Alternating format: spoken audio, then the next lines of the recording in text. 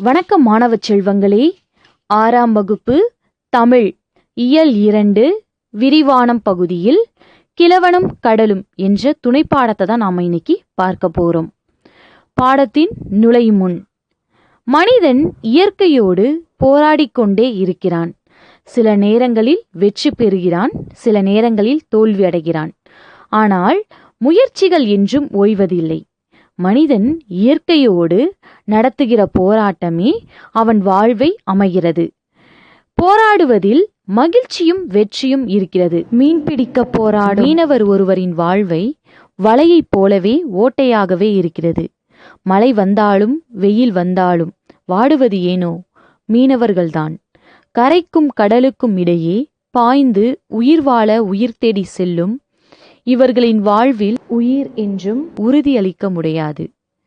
அப்படிப்பட்ட மீனவர்களுடைய வாழ்வை பற்றிய கதையை அறிந்து கொள்வோமா? வாருங்கள். கிழவனும் கடலும், the old man and the sea என்னும் ஆங்கில புதினம் தமிழில் மொழிபெயர்க்கப்பட்டு படக்கதையாக இங்கு சுருக்கி கொடுக்கப்பட்டுள்ளது. இந்நூல் 1954ஆம் ஆண்டு நோபல் பரிசு பெற்றது.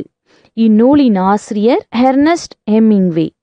அதாவது the old man and the sea என்னும் ஆங்கில புதினமானது 1954ஆம் ஆண்டு நோபல் பரிசு பெற்றது.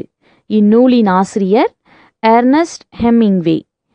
கிழவனும் கடலும் என்னும் ஆங்கில புதினம் தமிழில் மொழிபெயர்க்கப்பட்டு படக்கதையாக இங்கு சுருக்கி கொடுக்கப்பட்டுள்ளது. சரிங்களா மாணவர்களே? இப்ப கதைக்குள் செல்வோம். இந்த கதையின் கதாநாயகன் சாண்டியாகோ. இவர் வயது முதிர்ந்த மீனவர். முன்பெல்லாம் கடலுக்கு சென்றால் இவர் மீன் இல்லாமலே திரும்ப மாட்டார். ஆனால் கடந்த 84 நாட்களாக அவருக்கு ஒரு மீனும் கிடைக்கவே இல்லை. மனோலின் என்னும் சிறுவன் மீன்பிடிக்க கற்றுக்கொள்வதற்காக முதல் 40 நாட்களும் அவர்களுடன் கடலுக்கு வந்தான். அவன் அவருக்கு வேண்டிய உதவிகள் செய்ததோடு பேச்சு துணையாகவும் இருந்தான்.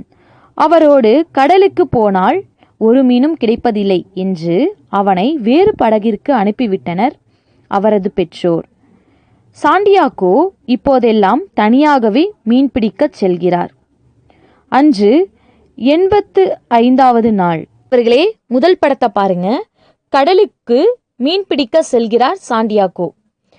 எனக்கு மீன்கள் கிடைக்கவே கிடைக்காது என்று எல்லோரும் சொல்கிறார்கள்.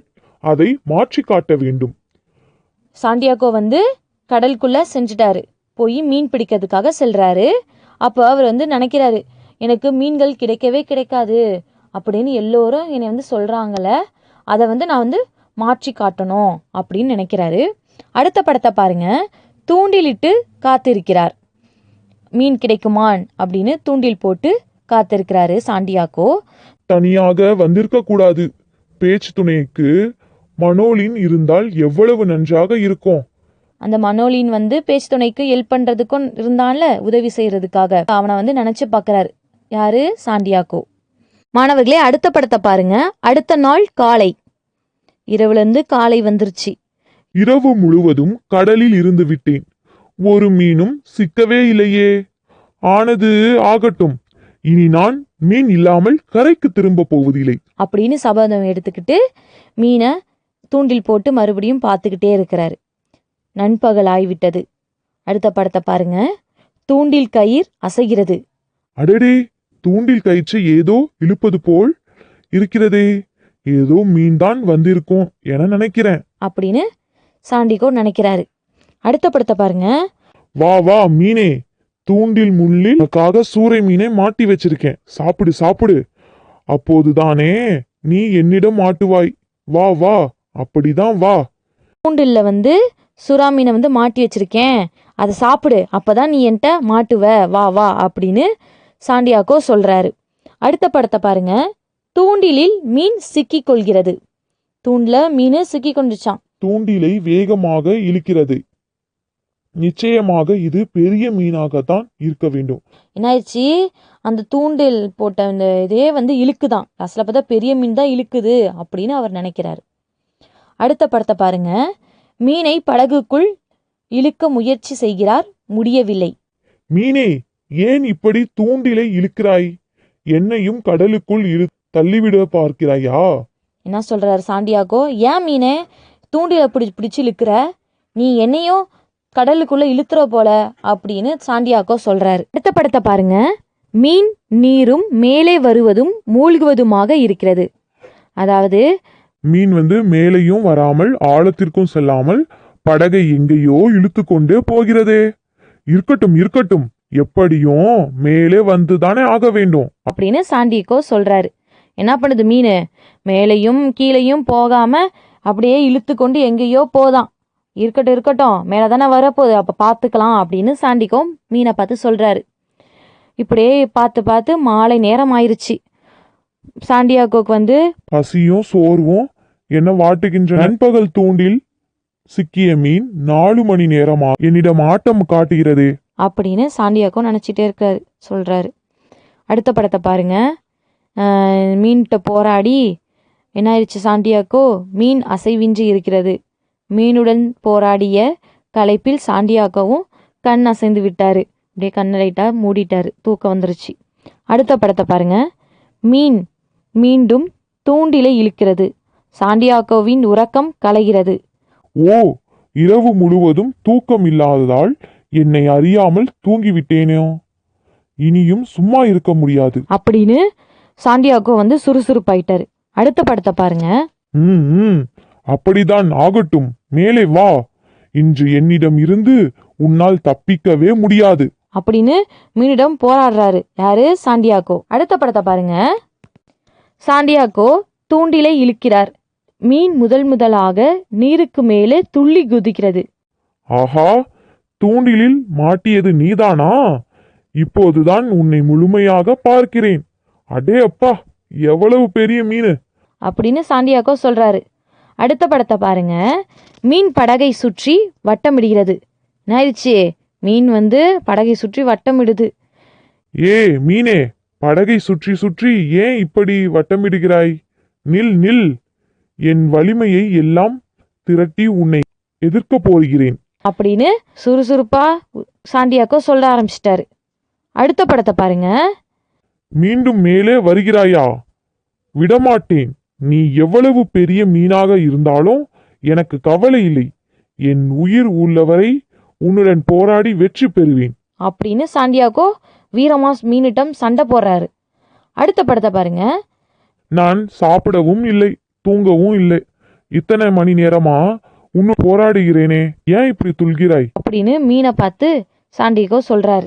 அடுத்த படத்தை பாருங்க. உன் உயிரை காப்பாற்றிக் கொள்ள நீ போராடுகிறாய். நான் என் இலக்கை அடைய போராடுகிறேன். இந்த போராட்டத்தில் முடிவில் ஒன்று நான் உயிரோடு இருப்பேன் அல்லது நீ இருப்பாய். அதாவது சபதம் போட்டார் மீனுக்கிட்ட. நீ உன் உயிரை காப்பாத்த போராடுற, நான் ஏன் இலக்கை அடையிறதுக்காக போராடுறேன். இந்த போராட்டத்துல யார் வெற்றி பெறுவாய்? ஒன்று நான் உயிரோடு இருப்பணும் அல்லது நீ இருப்பாய் அப்படின்னு சபதம் போடுறாரு. அடுத்த படத்தை பாருங்க. மீன் படகுக்கு அருகில் மேலே எழும்பி குதிக்கிறது. கடைசியா சாண்டியாகோ என்ன பண்றாரு? ஈட்டியால் மீனை குத்திட்டாரு. இறுதியாக உன்னை கொன்று விட்டேன். இனிமேல் தான் நிறைய வேலை இருக்கிறது. கயிறுகளில் சுருக்குகள் போட வேண்டும் அப்படின்னு சொல்றாரு மீனுக்கிட்ட. அடுத்த படத்தை பாருங்க. மீனின் நீளம் அதிகமாக இருந்ததால் அதை படகின் பக்கவாட்டில் கட்டுகிறார். எனக்கு மீன் கிடைக்காது என்று எல்லோரும் சொன்னார்கள். பார்த்தீர்களா? வலை இல்லாமல் இவ்வளவு பெரிய மீனை யாவது பிடித்தது உண்டா? விடாமுயற்சியின் பயனை தான் உணர்ந்தேன் அப்படின்னு சாண்டியாகோ சொல்றார் மன திருப்தியோட. அடுத்த படத்தை பாருங்க. அப்போது படகை நோக்கி சுறா மீன் வருகிறது. நான் பிடித்த மீனை சாப்பிடவா வருகிறாய்? என் ஈட்டிக்கு நீயும் இரையாக வேண்டியதுதான். அந்த சுறா மீன்கிட்ட சொல்றாரு, இந்த மீனை சாப்பிட வர, இந்தா ஈட்டியில குத்து, நீயும் என் ஈட்டிக்கு இரையாகு அப்படின்னு சொல்றாரு. அடுத்த படத்தை பாருங்க. மேலும் சில சுறா மீன்கள் வருகின்றன. நான் பிடித்த மீனை அவ்வளவு எளிதாக பறிகொடுத்து விட மாட்டேன் அப்படின்னு சொல்றார் சாண்டியாகோ. என்ன சொல்ற? சுறா மீன்களை வீழ்த்துகிறார். எல்லா சுறா மீனையும் குத்தி குத்தி சாவடிக்கிறார். அடுத்த படத்தை பாருங்க. என்ன ஒரு போராட்டம்! அடேப்பா, ஒரு வழியாக எல்லாம் ஓய்ந்தது. இந்த மீன் செய்த அட்டகாசங்களை மனோலின் பார்த்திருக்க வேண்டும். சரி, போகட்டும். உடனே சென்று நடந்த எல்லாவற்றையும் அவனிடம் சொல்ல வேண்டும் அப்படின்னு நிம்மதியா வேகமா படகை ஓட்டி போறாரு. அடுத்த படத்தை பாருங்க. கரையில். அப்பாடா, ஒரு வழியாக கரைக்கு வந்து விட்டேன்.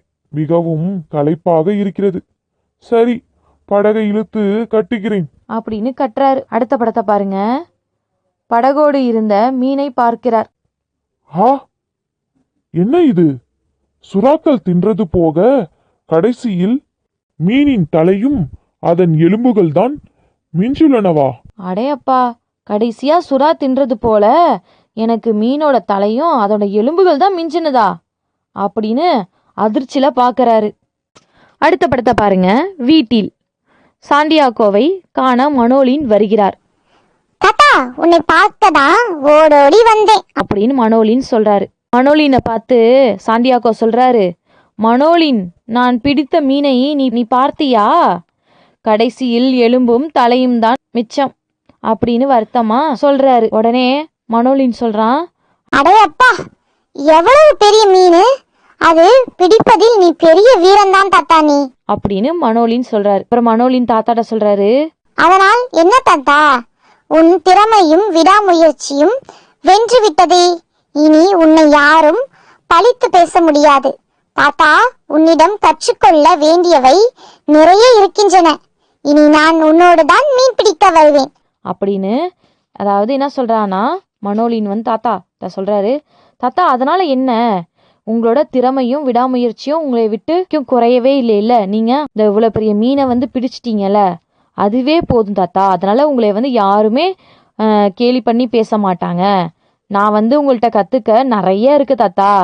ரொம்ப சந்தோஷமா இருக்கு, பெருமையா இருக்கு அப்படின்னு. தாத்தா, நீங்க உங்க இலக்கை வந்து வென்றுட்டீங்க, அதனால நீங்க கவலைப்படாதீங்க அப்படின்னு மனோலின் தாத்தாக்கு ஆறுதல் சொல்றாரு. சரிங்களா? என்ன மாணவர்களே, இந்த துணைப்பாட கதையை கேட்டீர்களா? இந்த கதையின் மூலமாக நீங்க என்ன கற்றுக்கொண்டீங்க? என்னைக்கும் உங்க முயற்சியை விடக்கூடாது. தோத்துட்டோமே அப்படின்னு கவலைப்படக்கூடாது. சரிங்களா? அதுலேருந்து நம்ம மீள்ந்து நம்ம முயற்சி எடுத்துக்கொண்டே இருக்கணும். அப்பதான் வெற்றியில போய் முடியும். விடாமுயற்சியின் விஸ்வரூப வெற்றி போல நம்ம இருக்கணும். சரிங்களா மாணவர்களே? இந்த துணைப்பாடம் உங்களுக்கு புரிந்ததா? இந்த கதையை கேட்டீர்களா? மாணவர்களே, இன்றைய காணொளியில் கிழவனும் கடலும் என்ற துணைப்பாட பகுதியை பார்த்தோம். மீண்டும் அடுத்த காணொளியில் சந்திக்கலாம். நன்றி, வணக்கம்.